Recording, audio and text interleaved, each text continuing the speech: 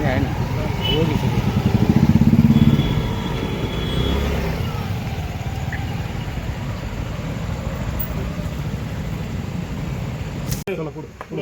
इथंच ना इथंच होता का बाकी मागा सरकार चलो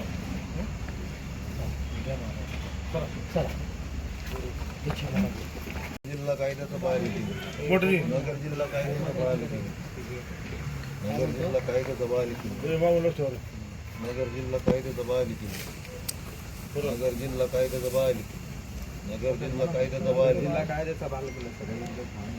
नगर जिल्हा कायद्याचं बाहेर मोठी मारहाण झाली दोन युवकांना, नेमकं त्या प्रकरणात आज काय नेमकं कारवाई करतात दिवसभरात? राहता पोलीस स्टेशन हद्दीत आज रात्री म्हणजे आज पहाटेच्या सुमारास 4 इसमांनी 2 इसमांना त्यांच्या मागील भांडणावरनं म्हणजे भांडण्याच्या कारणावरनं त्यांना मारहाण केलेली. त्या मारहाणीचं उद्देश असा की त्यांची मुलं जेलमध्ये गेल्यामुळं त्यांनी ती खुन्नस काढलेली.